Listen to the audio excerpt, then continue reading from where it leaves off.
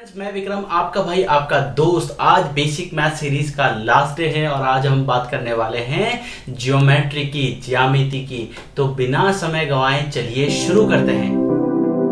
आइए स्टार्ट करते हैं ज्योमेट्री से। ज्योमेट्री का मतलब होता क्या है, ये कहां से आया है वर्ड। ज्योमेट्री जो है, जिसे हम ज्यामिति बोलते हैं हिंदी में, ज्योमेट्री में ये जो जियो है, इस जियो का मतलब होता है भूमि, और मेट्री मेट्रॉन आपने लास्ट वीडियो में देखा होगा, मैंने ट्रिग्नोमेट्री में बताया था, वो मेट्रॉन था। मेट्रॉन का मतलब होता है मापना। तो यहाँ पर भूमि को नापने के लिए जिसे यूज करते हैं उसे हम ज्यामिति कहते हैं। क्लियर हुआ। अब इसे हम भूमि को नापते हैं इसलिए इसे हम भूमिति भी कहते हैं। क्लियर। अब रेखा गणित क्या होता है? रेखा गणित जो है वो भी ज्यामिति ही है। पहले क्या होता था, प्राचीन काल में हम रेखा बिंदु का अध्ययन करते थे, रेखा और उससे घिरे क्षेत्रफल का, इसलिए उसका नाम रखा गया रेखा गणित। समझ में आया। बाद में हमने बिंदु, रेखा, तल, समतल, ठोस और उनके गुण स्वभाव का अध्ययन करना स्टार्ट किया, फिर इसका नाम रख दिया गया ज्योमेट्री। अब इसमें जो सबसे इंपॉर्टेंट है, जहां से शुरुआत होती है वो है बिंदु से। बिंदु क्या होता है, एक बार वीडियो को पॉज कीजिए और एक बार सोच के देखिए कि बिंदु होता क्या है। आपको मैथ्स के बारे में सब कुछ पता होगा पर बिंदु की परिभाषा नहीं पता होगी। बिंदु क्या होता है? बिंदु क्या है? समतल। समतल मतलब समान तल। जो वर्ड मैं काम में ले रहा हूं आप उन्हें ध्यान से नोट कीजिए। समतल, समतल में सम हटाओ, तल हटाओ। तल एक होता है, ये पूरा तल है, और अगर ये चारों तरफ से समान है तो हम इसे बोलेंगे समतल। समतल में किसी भी स्थिति को दर्शाने के लिए, मान लीजिए किसी स्थिति को आपको दर्शाना है समतल में, तब हम बिंदु का प्रयोग करते हैं। कैसे करते हैं देखिए। समतल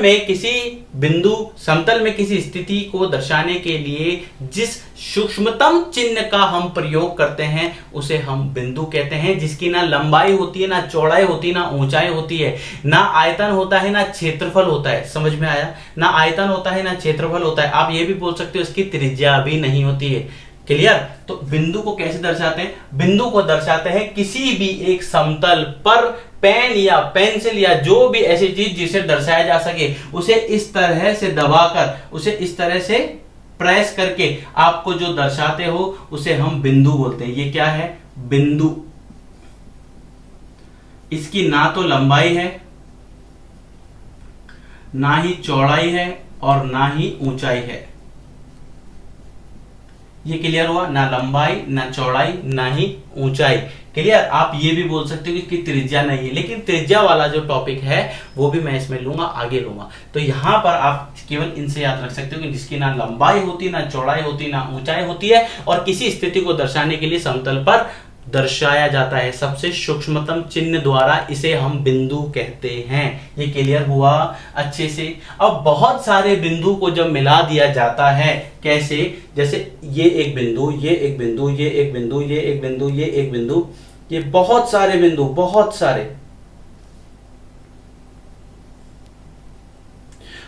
सारे बिंदु मिलके एक रेखा का निर्माण करते हैं। बहुत सारे बिंदु मिलके एक रेखा का निर्माण करते हैं। ये आपको अगर समझ आ रहा हो तो लाइक जरूर कीजिए। अब ये हमने बात की बिंदु की, अब हम बात करेंगे रेखा की और उसके प्रकार की। आइए स्टार्ट करते हैं। देखिए रेखा, रेखाखंड। अब यहाँ एक शब्द काम में लिया गया है, रेखाखंड।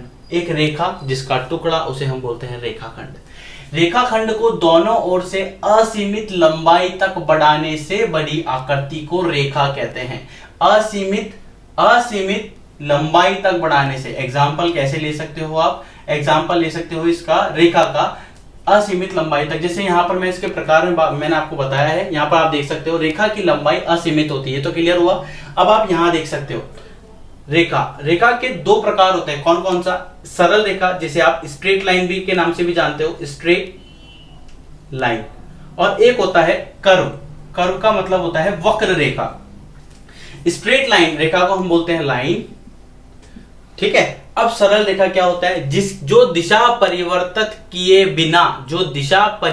किए बिना एक बिंदु से दूसरे बिंदु तक जाती है, अर्थात सीधी रेखा में जाती है, उसे हम बोलते हैं सरल रेखा। जो सीधी जाती है उसे हम बोलते हैं सरल रेखा। अब जैसे एक बिंदु है A, दूसरा बिंदु है B, यहां से यहां तक जा रही है तो इसे हम बोलेंगे एक सरल रेखा है, और बिना दिशा को परिवर्तित किए जा रही है।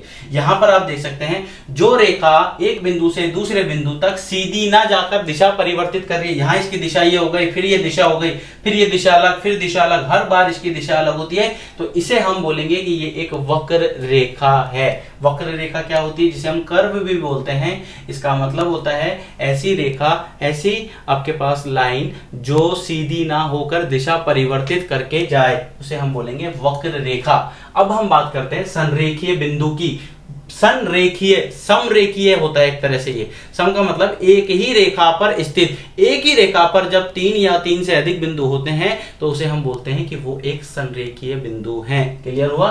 जब रेखा पर 3 या 3 से अधिक बिंदु स्थित होते हैं तो उसे हम बोलते हैं संरेखीय बिंदु। इन बिंदुओं को बोलेंगे संरेखीय हैं, और या बोलेंगे कि PQR संरेखीय है। अब नेक्स्ट आता है असंरेखीय। तो जो एक ही रेखा पर स्थित नहीं होते वो असंरेखीय। सिंपल सी बात, जो स्थित होते हैं वो संरेखीय, जो स्थित नहीं होते हैं वो असंरेखीय। नेक्स्ट आता है संगामी रेखाएं। संगामी रेखाएं का मतलब क्या होता है? ऐसी रेखा जो एक ही बिंदु से होकर गुजरे। अब जैसे ये देखिए अलग अलग रेखाएं हैं और ये एक ही बिंदु से होकर गुजर रही है, इस उभयनिष्ठ, इस कॉमन बिंदु को हम बोलते हैं संगामी बिंदु। और इस तरह से ये निकल रही, देखिए एक ये लाइन है, एक ये यहाँ दूसरी लाइन है जो यहाँ से निकल रही है, इसी बिंदु से तीसरी लाइन निकल रही है, इसी बिंदु से चौथी लाइन निकल रही है, तो एक ही बिंदु से निकल रही है, इसलिए इस बिंदु को बोलेंगे संगामी बिंदु और इन रेखाओं को बोलेंगे संगामी रेखाएं। क्लियर हुआ? ये आपके पास एक बेसिक सा कंसेप्ट था। नेक्स्ट आपके पास आता है असंगामी। सिंपल सा, जो एक बिंदु से ना होकर अलग अलग बिंदु से गुजरे। जैसे मान लीजिए ये रेखा है, एक लाइन यहां से निकल रही है, एक लाइन यहां से निकल रही है, तो ये क्या हुआ? असंगामी। क्यों? क्योंकि इनके बिंदु जो हैं वो अलग अलग हैं। क्लियर हुआ अच्छे से एकदम? अब नेक्स्ट हम बात करते हैं समांतर और प्रतिच्छेदी रेखाएं।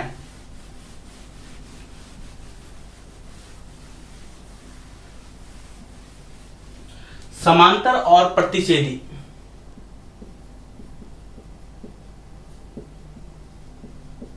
समांतर रेखा क्या होती है? एक ही तल में, मान लीजिए एक प्लेन तल है, ठीक है, जैसे ये पूरा तल है, एक ही तल में दो रेखाएं जब आपस में एक दूसरे को नहीं काटती है, आप देख सकते हो रेलगाड़ी की पटरी। अब आप यूं मत बोलना बोले सर रेलगाड़ी की पटरी भी काटती है, भाई वो मुड़ती है, उसकी दिशा चेंज होती है तब जाके वो दूसरी पटरी को काटती है। इसकी दिशा चेंज नहीं हो रही है, जब ये एक दूसरे को नहीं काटती है, इस प्रकार की रेखाओं को हम क्या बोलते हैं? समांतर रेखा। इसका मतलब हुआ एक ही तल में स्थित वह दो रेखाएं जो एक दूसरे को परस्पर नहीं काटती है। परस्पर का मतलब होता है साथ में नहीं काटती है एक दूसरे को। और इसके बाद हम बात करते हैं प्रतिच्छेदी रेखाएं।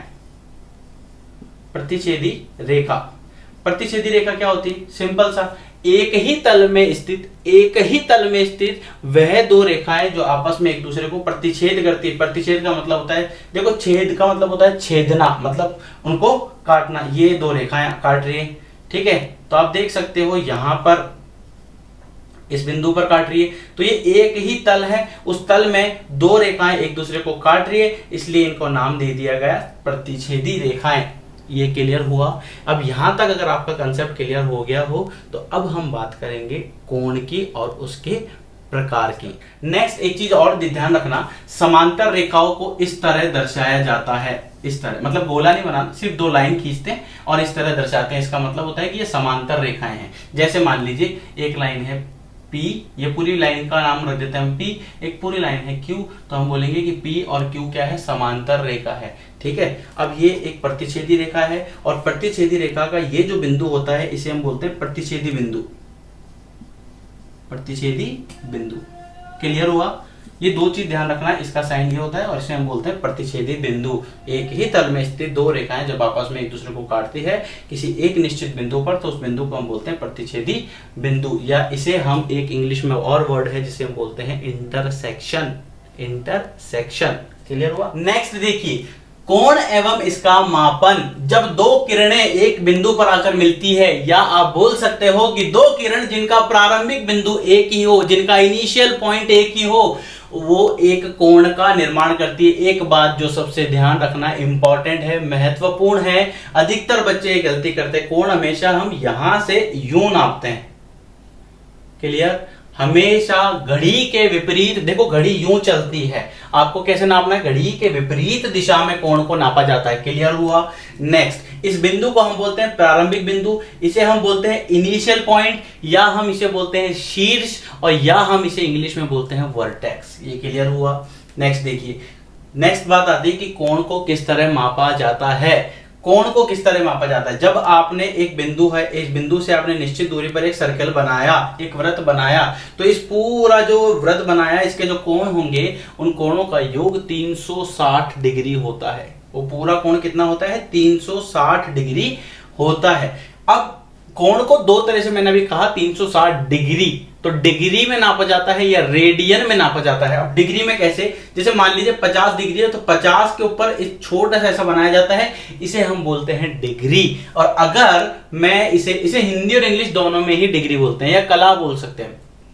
अगर हम बात करें रेडियन की, तो रेडियन हमेशा पाई की फॉर्मेट में होता है। पाई कैसे? 1 डिग्री बराबर होता है पाई बटा 180 रेडियन। और रेडियन को ऐसे ना लिख के, रेडियन हमेशा कैसे लिखा जाता है? ऐसे। 1 डिग्री बराबर कितना होता है? पाई बटा 180 रेडियन। तो अगर मान लीजिए आपको निकालना है 90 डिग्री कितना होता है, तो यहां लिख दीजिए पाई बटा 180 गुणा 90। ये 90 से ये 180 कट जाएगा 2 बार, यहां आ जाएगा पाई बटा 2 रेडियन। अब ये रेडियन में आंसर है। जब पाई में आंसर होता है तो वो रेडियन में होता है। ये क्लियर हुआ? तो 2 डिग्री 2 में नाप सकते हैं हम कोण को, डिग्री में या रेडियन में। बात करते हैं कोणों के वर्गीकरण की। कोण को कितने प्रकार से बांटा गया है? कोण को पहला है न्यून कोण। न्यून कोण, न्यून का मतलब क्या होता है? छोटा। न्यून का मतलब होता है छोटा, कम, न्यून। अब आपको क्या ध्यान रखना है, इसे इंग्लिश में क्या बोलते हैं? इंग्लिश में बोलते हैं इसे अक्यूट एंगल। न्यून कोण वह कोण जो 0 से बड़ा हो, 0 से बड़ा हो और 90 से छोटा हो, उसे हम बोलते हैं न्यून कोण। ये देखिए यहां तक ये समझ में आया? आप इस तरह से इसे इस तरह से भी याद कर सकते हो। मान लीजिए ये मैंने 2 लाइनें इस परस्पर मिला दी। आप देख सकते हो कि ये पूरा 90 डिग्री का एक भाग है, ये 90 का एक भाग है, ये 90 का एक भाग है, ये 90 का एक भाग है। अगर मैं पूरे की बात करूं तो ये 180 है, और अगर इस यहां तक बात करूं तो ये 270 है, और यहां तक बात करूं तो ये 360 है। क्लियर हुआ? तो 90 से कम हुआ न्यून कोण या अक्यूट एंगल। फिर बात करते हैं समकोण की। ऐसा कोण, कोण को हम दर्शाते हैं अधिकतर अल्फा, बीटा, गामा। गणितीय बहुत से सिंबल होते हैं जिनकी मदद से हम कोण को दर्शाते हैं। अगर मैं यहां लिख रहा हूं, इसे हम बोलते हैं थीटा। थीटा, थीटा से दर्शाते हैं। तो थीटा अगर कितना हो गया? 90 डिग्री। तो जब थीटा 90 डिग्री हो, ना ज्यादा ना कम, सिर्फ 90, उसे हम बोलते हैं समकोण त्रिभुज। क्लियर हुआ? इसका सिंबल इस तरह से होता है, इस तरह से इसे दर्शाते हैं। एक डंडी खींची और इस पे एक आदमी को दीवार के सहारे बैठा दिया, इसे हम बोलते हैं, ये किसका सिंबल है? समकोण का, या इसे हम बोलते हैं राइट एंगल। क्लियर हुआ? नेक्स्ट देखिए अधिक कोण। यदि थीटा का मान 90 से ज्यादा हो और 90 से ज्यादा लेकिन 180 से कम, तब हम उसे बोलेंगे अधिक कोण, और इसे हम बोलते हैं obtuse angle. Obtuse angle. Theta का मान 90 से ज्यादा और 180 से कम हो तब हम उसे बोलेंगे ऑब्ट्यूज एंगल या अधिक कोण। अब देखिए बात करते हैं सरल कोण की, स्ट्रेट एंगल। जब थीटा का मान 180 डिग्री हो, जब थीटा का मान 180 डिग्री हो, तब हम बोलेंगे फिक्स 180 डिग्री, तब हम बोलेंगे कि वो कौन सा कोण है? सरल कोण, स्ट्रेट एंगल। अब एक बात जो इसमें इंपॉर्टेंट है, क्या? दो परस्पर, एक की डायरेक्शन इधर है, दूसरे की डायरेक्शन इधर है, दो परस्पर रेखाएं किसी एक बिंदु पर मिलती है, परस्पर दिशा में जाने वाली रेखाएं जब किसी एक बिंदु पर मिलती है, जैसे ये यहां पर इधर जा रही है, ये इधर जा रही है और ये इस बिंदु पर मिलती है, तो आप बोल सकते हो कि ये क्या है? एक सरल कोण का निर्माण करेंगी। ये क्लियर हुआ? अब हम बात करेंगे बहिष्कोण, शीर्षाभिमुख कोण और बाकी के कुछ और भी टॉपिक। नेक्स्ट देखिए वृहत कोण, या इसे हम पुनर्युक्त कोण के नाम से भी जानते हैं और इंग्लिश में इसे रिफ्लेक्स एंगल बोलते हैं। रिफ्लेक्स एंगल क्या होता है? वह कोण जिसका मान 180 से ज्यादा हो और 360 से कम हो, इसे हम बोलते हैं रिफ्लेक्स एंगल या पुनर्युक्त या वृहत कोण। इसके बाद हम बात करेंगे पूरक कोण। पूरक कोण क्या होता है? जब दो कोणों का योग 90 डिग्री हो उसे हम पूरक कोण कहते हैं। जैसे ये ए बी सी, इसे हम मान लेते हैं 50 डिग्री और इसे हम मान लेते हैं 40 डिग्री। तो इसका जो योग है 40 और 50 कितना आ रहा है? 40 और 50 कितना आ रहा है? 90। जब दो कोणों का योग 90 डिग्री हो तब उसे हम क्या बोलते हैं? पूरक कोण। ठीक है, इसे हम इस नाम से भी जानते हैं, लंब पूरक, अनुपूरक या कोटि पूरक। क्लियर हुआ। अब जैसे क्वेश्चन है 30 डिग्री का पूरक कोण निकालिए, तो मेरे भाई क्या करना है, 90 में से 30 माइनस कर दो, 60 डिग्री आ जाएगा इसका पूरक कोण। क्लियर हुआ। 30 का पूरक क्या हुआ 60, 40 का पूरक 50, 20 का पूरक 70, 10 का पूरक 80, 80 का पूरक 10। समझ में आया। इसी तरह से देखिए संपूरक कोण, जब दो कोणों का योग 180 डिग्री हो तब हम उसे बोलेंगे कि वो एक संपूरक कोण है। क्लियर। अब जैसे 40 का संपूरक पूछ लिया या 100 का संपूरक आपसे पूछ लिया, तो 100 का संपूरक कितना हो जाएगा, 180 में से 100 घटा दो, 80 उसका संपूरक कोण आ जाएगा, या उसका सप्लीमेंट्री एंगल भी बोलते हैं। और पूरक कोण को हम कॉम्प्लीमेंट्री एंगल बोलते हैं। क्लियर। अब ये देखिए आसन्न कोण, आसन्न का मतलब होता है एडजेसेंट एंगल। एडजेसेंट एंगल क्या होता है, जब कोई भी कोण, जैसे दो कोण है यहाँ पर PQS, एक कोण ये रहा, SQR एक कोण ये रहा, जब ये दोनों कोण किसी एक उभयनिष्ठ भुजा से जुड़े हो, उभयनिष्ठ मतलब कॉमन, जब ये दोनों कोण किसी एक उभयनिष्ठ भुजा से जुड़े हो तब हम उसे बोलेंगे कि ये जो कोण है, इन कोणों को नाम दिया गया आसन्न कोण। क्यों, क्योंकि ये एक ही भुजा से बनने वाले दो कोण हैं। समझ में आया।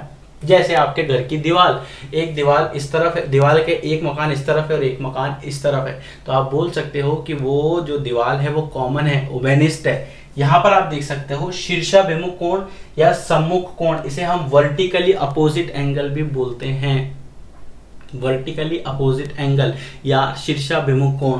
इसको किस तरह से ध्यान रखना है, जब दो रेखाएं परस्पर प्रतिच्छेद करती है तो इनके आमने सामने के जो कोण होते हैं, अपोजिट में जो कोण होते हैं, उन कोणों को हम बोलते हैं कि ये कौन से कोण हुए, शीर्षाभिमुख कोण। अब कोण 1 और कोण 2 हमेशा बराबर होंगे।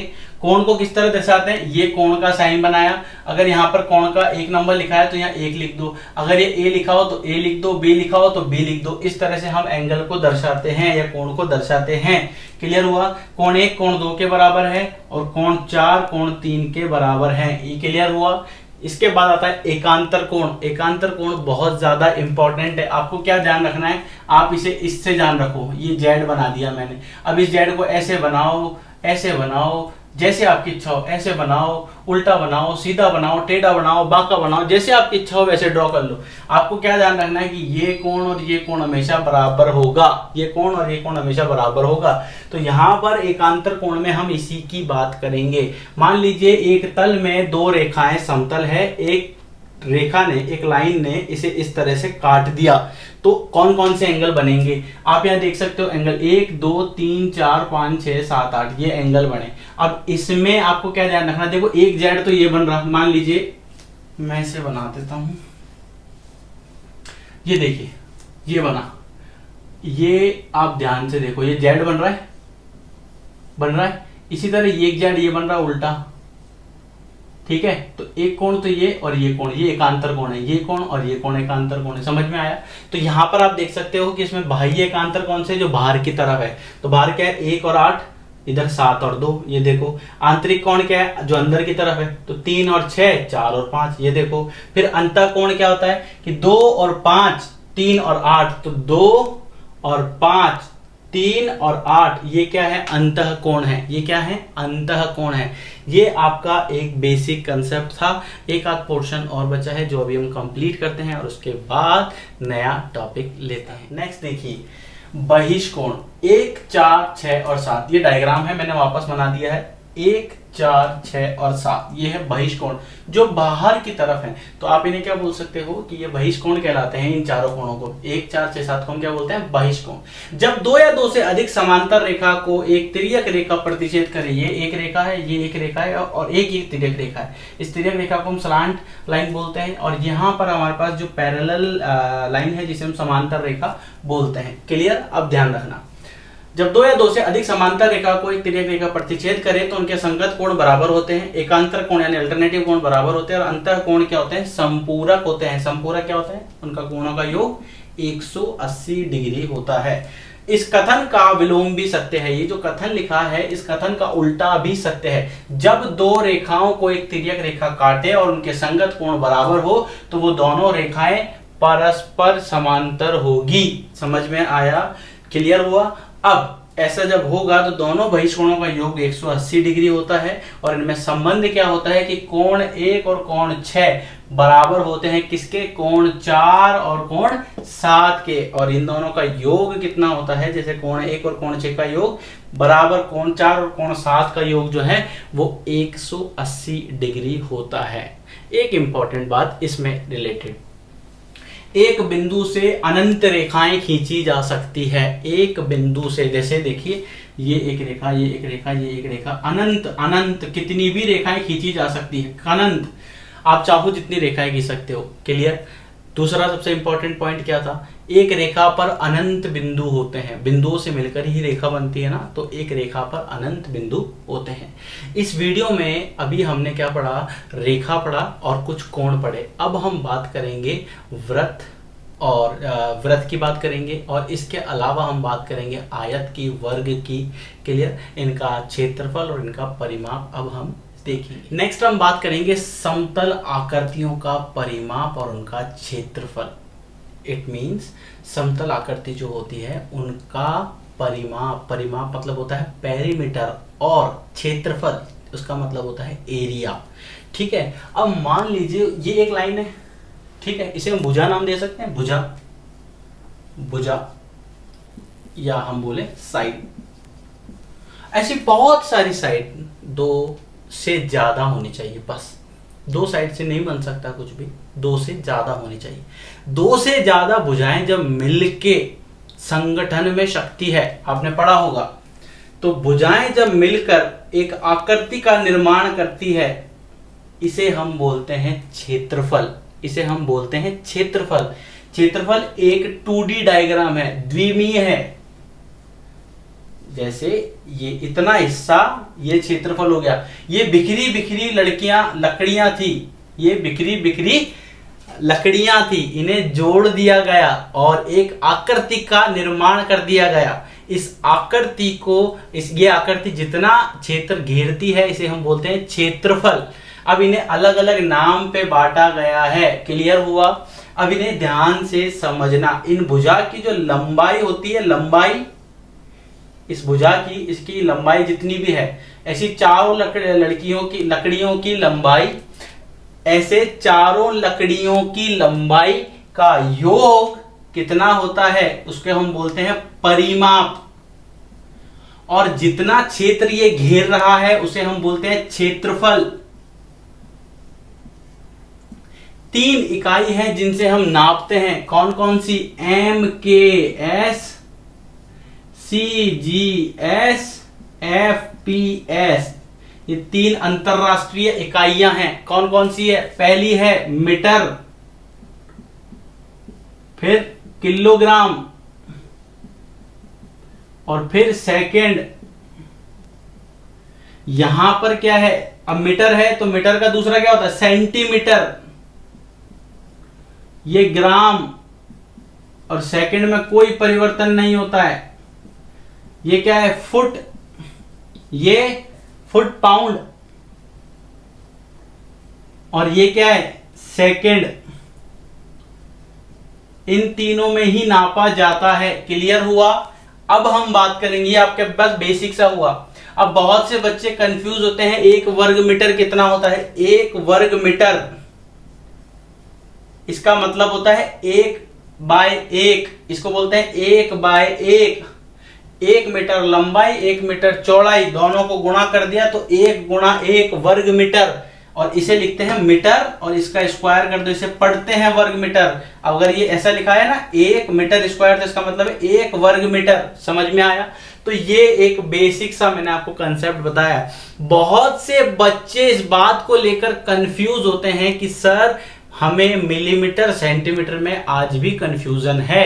तो मैं आपको जो बताने जा रहा हूं ये आपको कहीं नहीं मिलेगा, और आप इसे एक बार याद करोगे सिर्फ, फिर आपको कभी जीवन में याद करने की जरूरत नहीं पड़ेगी।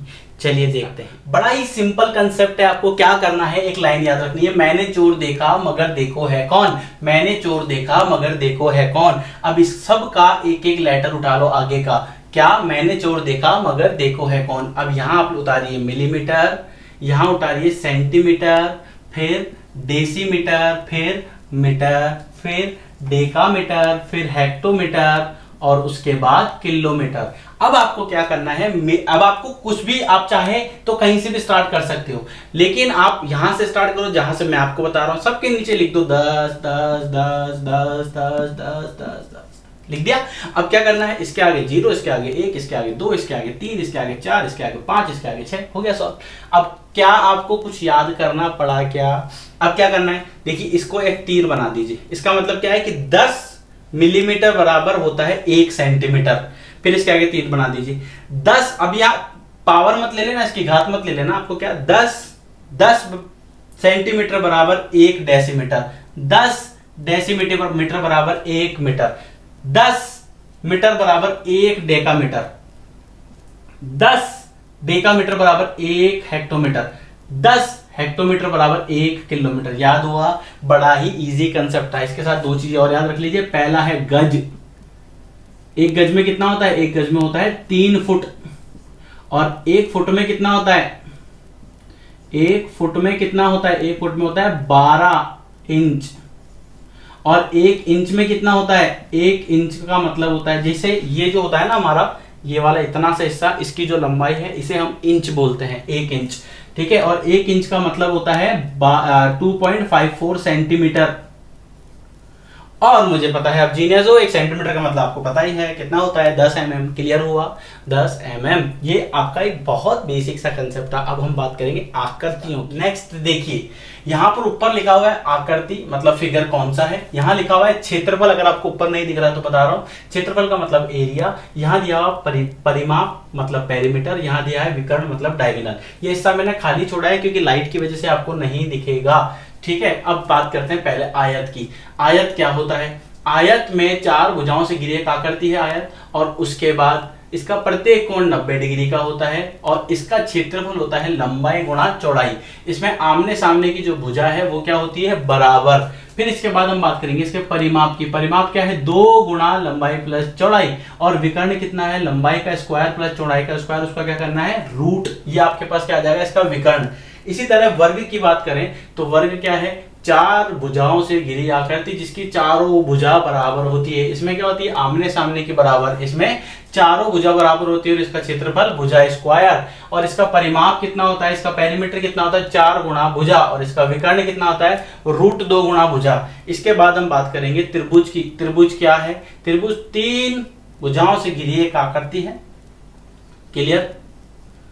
ये क्लियर हुआ? इसका क्षेत्रफल होता है 1/2 गुणा लंबाई इंटू चौड़ाई। एक हीरोन सूत्र भी होता है जिसके थ्रू भी हम इसका मान ज्ञात कर सकते हैं। वो कितना है? √s s minus a s minus b s minus c, जिसमें s इसका परिमाप है और abc इसकी भुजा है। परिमाप निकालने का सूत्र है इसके लिए a + b + c/2। ये क्लियर हुआ? और विकर्ण इसमें है नहीं। ये क्लियर हुआ? अब हम बात करेंगे त्रिभुज के प्रकार की और वृत्त की। नेक्स्ट देखिए कुछ और पोर्शन। समबाहु त्रिभुज। सम मतलब समान, बाहु मतलब जिसकी भुजा, भुजा क्या हो? समान। तीनों की भुजा अगर समान है तो उसे हम बोलेंगे समबाहु त्रिभुज। और इसका क्षेत्रफल होता है √3/4 भुजा स्क्वायर। और ये बहुत ज्यादा इंपॉर्टेंट है, कंपटीशन एग्जाम में बहुत बार पूछा जाता है इसके क्षेत्रफल से रिलेटेड क्वेश्चन। आपको एक भुजा दी हुई होती है और आपसे उसका क्षेत्रफल पूछा जाता है। और इसकी ऊंचाई से, अगर इस ऊंचाई है कितनी निकालनी है तो कैसे? √3/2 इंटू 1 भुजा जो भी है वो लिख दीजिए, आपके पास उसकी ऊंचाई आ जाएगी। समद्विबाहु त्रिभुज क्या होता है? बड़ा सिंपल सा है। सम समान, द्वि दो, बाहु भुजा, जिसकी 2 भुजा बराबर हो, जिसकी 2 भुजा बराबर हो उसे हम बोलेंगे समद्विबाहु त्रिभुज। और इसका क्षेत्रफल होता है 1/2 बराबर का, बराबर भुजा जो है उसका स्क्वायर। बराबर भुजा जो भी है ना उनमें से किसी एक ले लीजिए, उसका स्क्वायर कर दीजिए, आपके पास क्षेत्रफल आ जाएगा। तो √2 इंटू बराबर भुजा की लंबाई, और क्षेत्रफल इस तरह से भी निकाला जाता है इसका b/4 गुणा √4a² माइनस b²। इसमें a बराबर क्या है? समान भुजाओं में से एक की लंबाई, और b क्या है? आधार। इसी तरह से एक आता है टॉपिक और वृत्त। वृत्त क्या होता है? वृत्त एक केंद्र से, जैसे मान लीजिए एक केंद्र है, एक केंद्र से निश्चित दूरी पर एक गोला आपने बनाया। इसमें इस बिंदु से इस वृत्त की, इसकी परिधि जो है उसके किसी भी बिंदु से इसकी दूरी जो है वो बराबर है। समझ में आया? क्लियर? और जिस पथ पर ये घूमता है उसे हम बोलते हैं बिंदु पथ। अब इसमें क्या क्या होता है? इसमें केंद्र होता है, इसमें त्रिज्या होती है, इसे हम बोलते हैं त्रिज्या।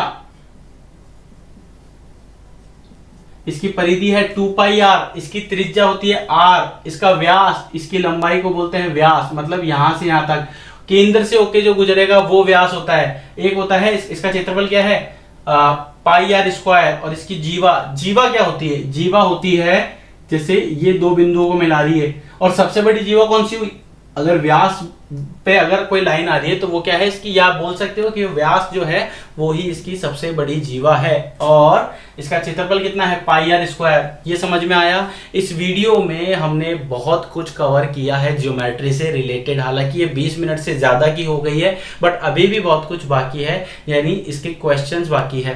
तो इस वीडियो में फिलहाल इतना ही। नेक्स्ट वीडियो के अंदर, मतलब आपका 7 डेज का कोर्स तो पूरा हो गया है। अब आप मुझे कमेंट सेक्शन में बताइए कि आपको कौन सा टॉपिक ज्यादा अच्छा लगा और किस टॉपिक पर आप वापस पढ़ना चाहते हो। फिर मैं वो टॉपिक वापस लूंगा और फिर उसके क्वेश्चन ही क्वेश्चन करेंगे। तो आपका उम्मीद करता हूं गणित का डर दूर हुआ होगा। नहीं हुआ, वीडियो को बार बार देखिए, कम से कम 1 या 2 बार तो देखिए ही देखिए, तब जाके आप इस पे एक कमांड बना पाओगे और आपका बेसिक तो स्ट्रॉन्ग एटलीस्ट हो ही जाएगा।